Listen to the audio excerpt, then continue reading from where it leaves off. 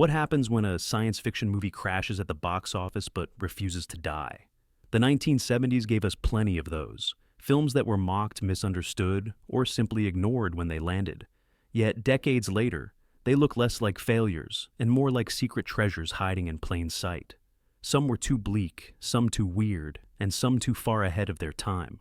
Today we're digging into 11 forgotten bombs that turned into unforgettable cult classics. The Omega Man, 1971. This wasn't just Charlton Heston against the end of the world. It was a story of loneliness that audiences didn't want to face. When The Omega Man arrived in 1971, Warner Brothers thought they had a guaranteed hit. It starred Heston still riding high after Planet of the Apes and was adapted from Richard Matheson's influential novel I Am Legend. The premise was powerful. A biological catastrophe wipes out most of humanity, leaving behind pale, night-dwelling survivors. Heston's character roams a deserted Los Angeles armed with charm, bravado, and a growing sense of despair. On paper, it looked like a blockbuster. In theaters, it was something else entirely. Viewers expecting fast-paced action got long stretches of Heston, wandering through empty streets playing chess with mannequins and wrestling with his own crumbling sanity. Critics were divided. Some praised its atmosphere, others called it dull and awkward. Box office numbers sagged, especially compared to the studio's expectations. For Warner Brothers, it was another ambitious project that couldn't pay its way. But here's the twist. Time made The Omega Man shine. Its eerie shots of a deserted city influenced everything from zombie cinema to dystopian thrillers. The way it framed loneliness, isolation, and survival suddenly felt prophetic decades later, especially when real-world crises made its imagery hit harder. While Star Wars-style spectacle was what audiences craved, Omega Man was dealing in something colder and scarier: silence. Today, it is celebrated as a milestone in apocalyptic storytelling. Its DNA can be traced in films like The Last Man on Earth, I Am Legend, and even the tone of countless survival shows.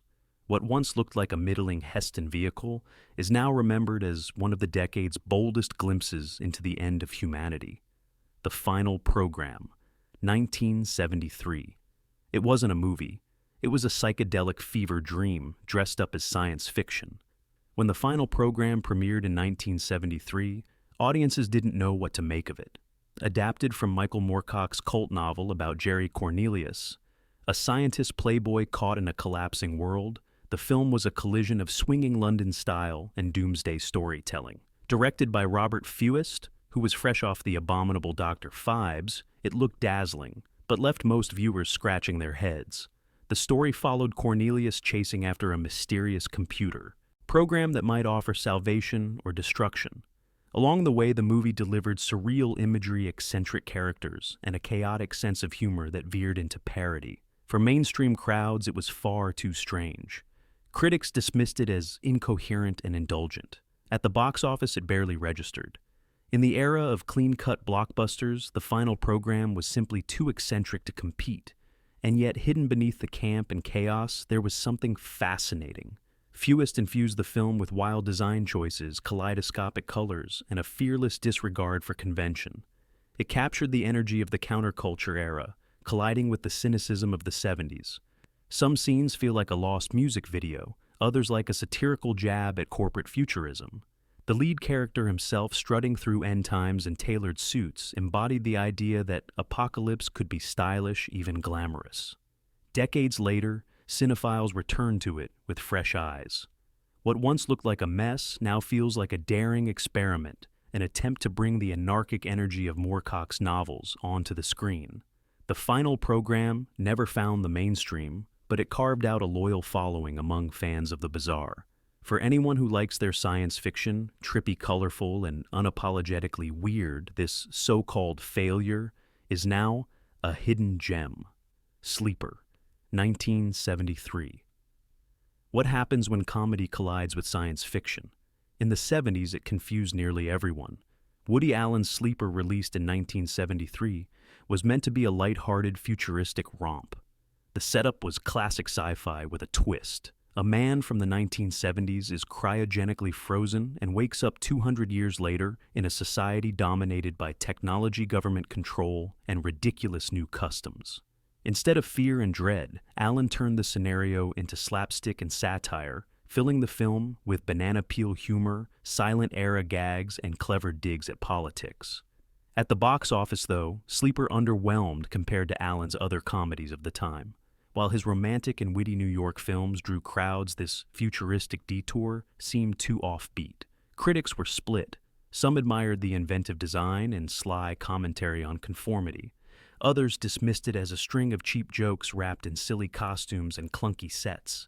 To the average moviegoer, Sleeper felt more like a niche experiment than a must-see comedy. But over the years, Sleeper gained a second life. Its retro-futuristic sets with bubble cars and strange gadgets became iconic in their own right. Its satire of government surveillance and cultural absurdity feels sharper with every passing decade. What was once brushed off as frivolous comedy now reads as clever science fiction parody holding a mirror to both the 70s and the future. Sleeper's enduring appeal lies in its mix of humor and prediction. While it never soared financially, it gave us a vision of tomorrow that was both ridiculous and alarmingly possible. What seemed like a lightweight misfire became one of the most unique cult sci-fi comedies of the decade. Death Race 2000, 1975. A dystopian road race where points are scored in outrageous ways? It sounded too crazy to work, and for many it was. Produced by Roger Corman and directed by Paul Bartel, Death Race 2000 roared onto screens in 1975. Starring a young David Carradine alongside a pre-Rocky Sylvester Stallone, it told the story of a nationwide race across America, where competitors didn't just fight for speed, but for spectacle. The film combined campy costumes, outrageous action, and biting political satire about media obsession and authoritarian control. Audiences at the time weren't sure what to make of it. Many critics slammed it as tasteless and over the top. The special effects looked cheap compared to Hollywood blockbusters, and the outrageous premise turned off mainstream crowds. Box office results were modest at best, far from a runaway hit. For many, it was tossed into the pile of low-budget exploitation flicks that came and went without impact. But Death Race 2000 was smarter than it looked. Beneath the camp and chaos, it was a razor-sharp parody of how entertainment can distract from real issues. The over-the-top racing sequences became a satirical warning about the dangers of spectacle culture. Its mix of violence and absurd humor later influenced countless dystopian films and even video games. Over time, it gathered a passionate cult, following who embraced its outrageous energy. Today, Death Race 2000 is celebrated not as a trashy throwaway, but as one of the boldest sci-fi satires of the 70s. Its legacy even sparked remakes and homages, proving that what once looked like a Corman curiosity was actually a visionary piece of dark comedy. Doc Savage, The Man of Bronze, 1975. Sometimes a flop is born from being too old-fashioned for its own good. In 1975, Warner Brothers released Doc Savage, The Man of Bronze, a glossy attempt to revive the pulp hero of the 1930s. Played by Ron Ely, best known from television's Tarzan, Doc Savage was imagined as a larger-than-life adventurer with near-superhuman skills. The film was filled with campy action, colorful villains, and a tone that leaned closer to comic book parody than serious science fiction. Unfortunately, the timing was disastrous. Audiences in the mid-70s were flocking to gritty realism, edgier sci-fi, and groundbreaking visual effects. Against that backdrop, Doc Savage felt dated and hokey. Critics panned it as wooden corny and painfully out of step with the cinematic trends of the decade. At the box office, it bombed outright. The studio had originally hoped for a franchise, but the failure buried those plans almost instantly. And yet, Doc Savage refused to disappear entirely. Fans of pulp fiction and retro adventure slowly reappraised it as a camp classic. Its bright, sets over-the-top dialogue and throwback sensibilities found a small but loyal audience who appreciated it for what it was, a nostalgic love letter to a bygone era of storytelling. Today, the film is remembered less as a disaster and more as a curious time capsule. It's a reminder that not all sci-fi has to be sleek or serious to be memorable. Doc Savage never lived up to its blockbuster hopes, but it gave us a quirky glimpse into how Hollywood once tried to bridge old pulp traditions with the future of cinema. At the Earth's core, 1976, What do you get when you mix dinosaurs, lava caves, and Peter Cushing? A flop that's now strangely lovable. At the Earth's Core, released in 1976, was based on Edgar Rice Burroughs' pulp novel about explorers drilling down to a hidden world beneath Earth's surface. Starring Doug McClure and the legendary Peter Cushing, it promised wild spectacle, giant monsters, telepathic rulers, and glowing underground cities. On paper, it sounded like an adventure that could rival any blockbuster. On screen, though, it looked cheap. The film's special effects with men in rubber monster suits and obvious miniatures drew laughter instead of awe. Critics tore into it, calling it outdated and unintentionally funny. Audiences already spoiled by the sleek spectacle of Jaws, and soon after Star Wars, weren't willing to sit through what felt like a Saturday matinee relic. Financially, it tanked. For many, it was just another forgotten entry in the wave of pulp adaptations that failed to connect. But here's the fun part. At the Earth's Core has since become a cult classic. Its clunky effects now give it a charming, handmade feel. Its colorful sets and over-the-top performances feel less like failures and more like bold throwbacks to a different kind of cinema. Fans of retro sci-fi embraced it for its sincerity and pulp spirit. The film doesn't apologize for its flaws, it leans into them. Today it's remembered as part of that weird bridge between Golden Age pulp and modern science fiction.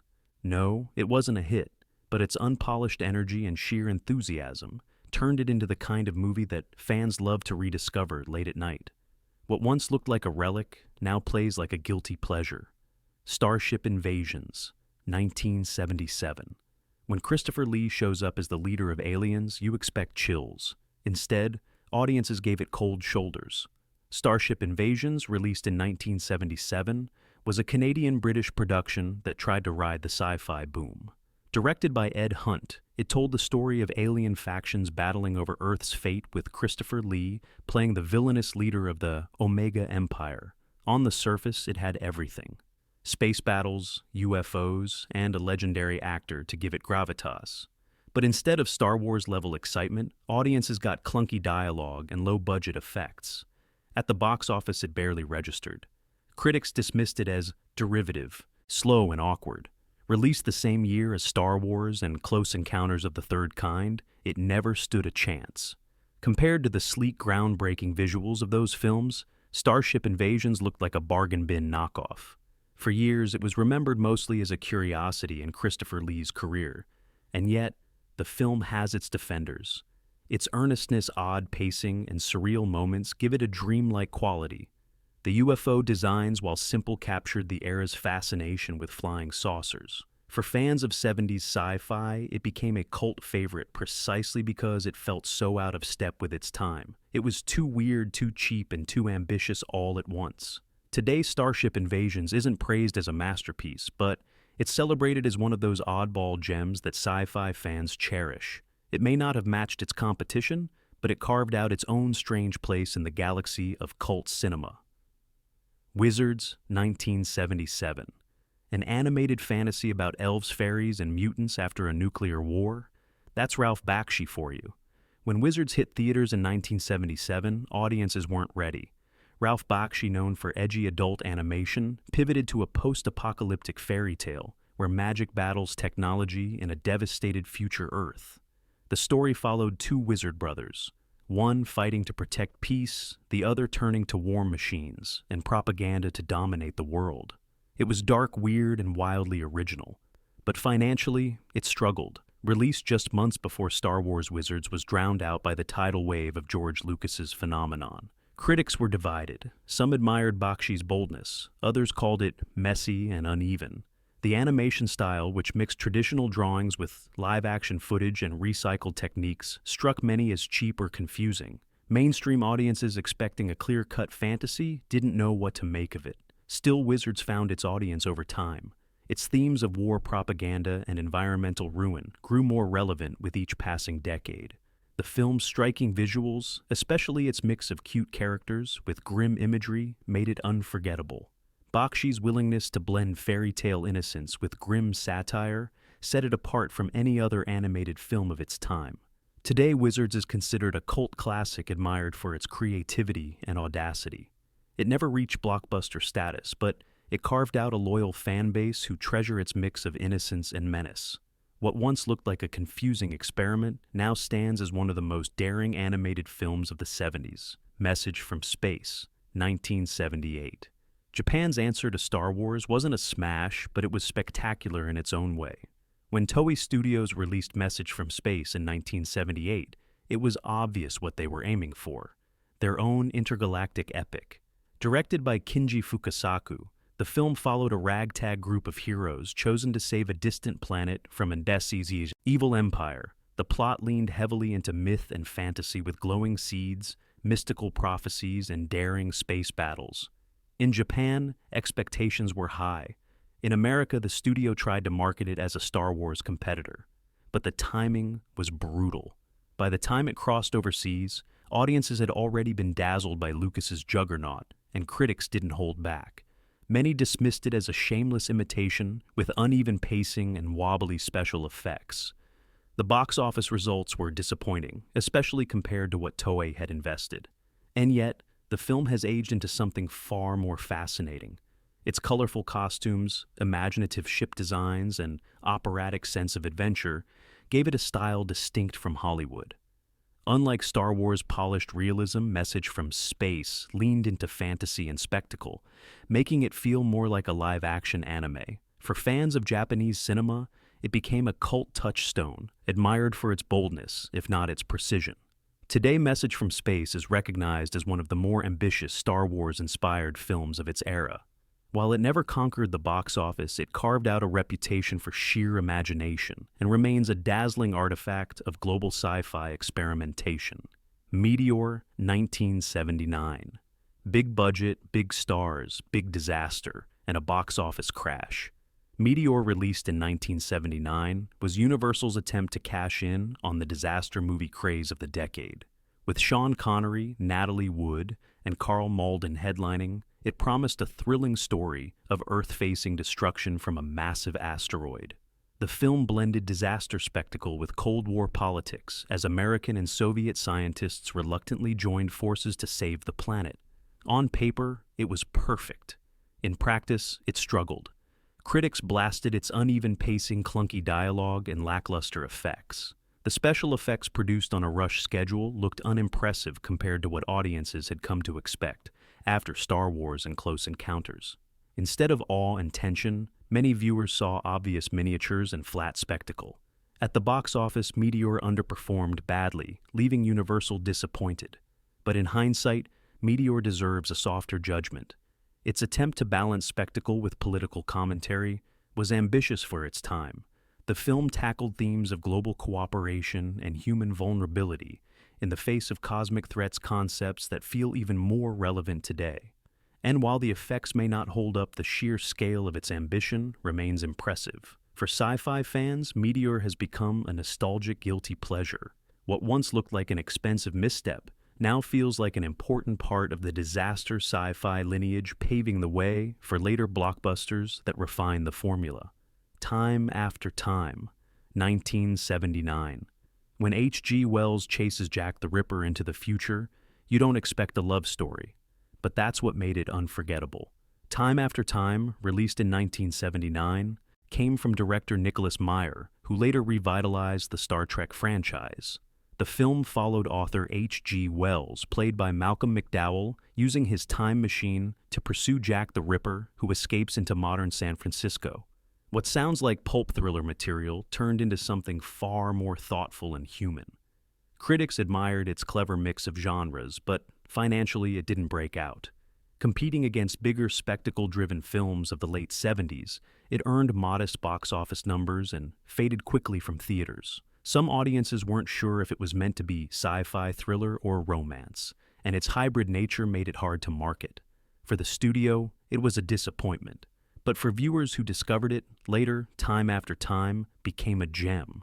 Its fish-out-of-water humor-tender romance between McDowell and Mary Steenburgen and sharp commentary on progress versus brutality gave it layers that few sci-fi films attempted. The time travel sequences were handled with charm rather than flash, and the film's balance of suspense and heart won it a loyal following. Today it stands tall as one of the decade's most underrated sci-fi films. It may have bombed commercially, but time after time proved that science fiction can thrill, charm, and move audiences all at once. So, there you have it. 11 sci-fi films from the 70s that stumbled at the box office but found new life over time. They were mocked, misunderstood, or simply overlooked when they premiered, yet each carved out its own cult legacy. From animated fairy tales to cosmic disaster dramas, these so-called failures dared to take risks, and that's why they endure. Which of these forgotten gems do you think deserves the most love? Share your thoughts, hit subscribe, and keep the conversation alive.